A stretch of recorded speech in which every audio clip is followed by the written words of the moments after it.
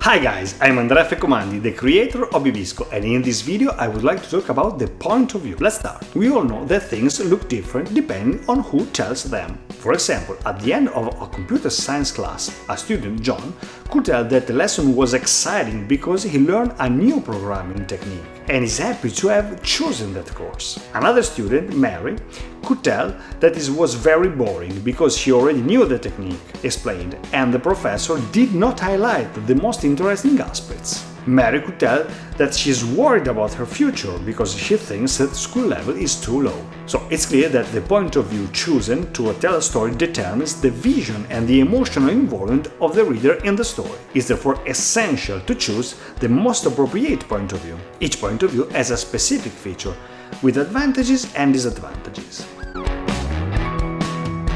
The story is narrated in the first person by one of the main characters. The story is filtered through that character's sense and thoughts. This means that narration must be coherent with his or her intelligence and vocabulary. The main advantage of first person is intimacy.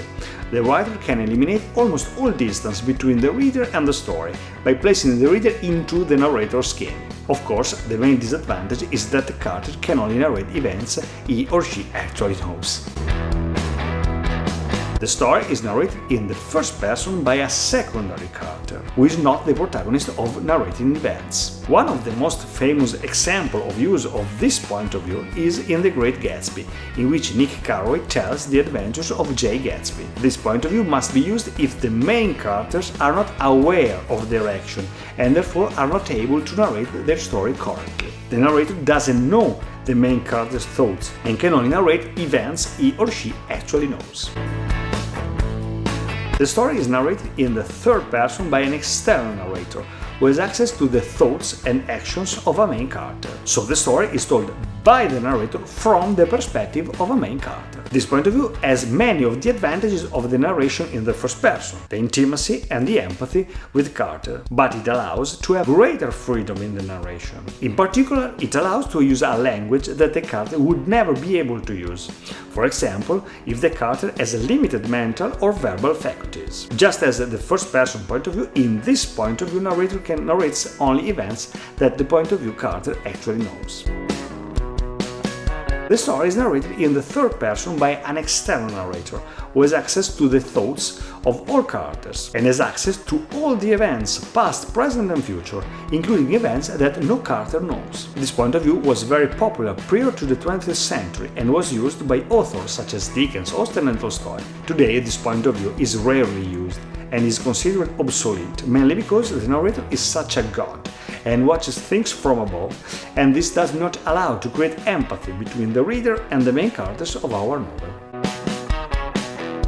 The story is narrated in the third person by an external narrator that has no access to any character's thoughts. Narrator has access to all the events, but narration must be developed only through actions and dialogues. Narration has a journalistic style and offers a sense of integrity and impartiality, but the main disadvantage is that the reader is not allowed to access the inside minds of the character, one of the most interesting things in the reading experience.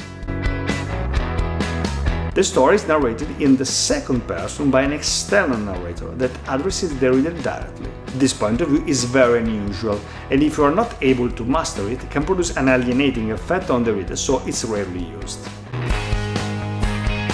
If your story is big enough, you can use the multiple first-person point of view or the multiple limited third-person point of view. So the story is told from the different perspectives of our characters. The effect is very interesting because it allows the reader to live a more stimulating reading experience, because he or she has to analyze how the different characters see or live the story. The greater the diversity of vision, the more interesting our story is. It's very important that, at any point of the novel, it's clear to the reader which of the multiple point of view is used and when the narration is passing from one character's point of view to another. A good point to make this switch is at chapter break.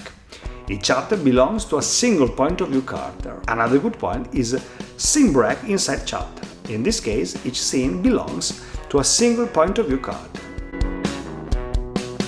Bibisco uses the second approach and makes the writer aware of the point of view he or she is using by selecting from the tags associated with the scene. In addition, Bibisco allows you to have a global view of the points of view used in the novel in the analysis section dedicated to points of view. Okay, that's it for today, guys. Have a great day and happy writing with Bibisco.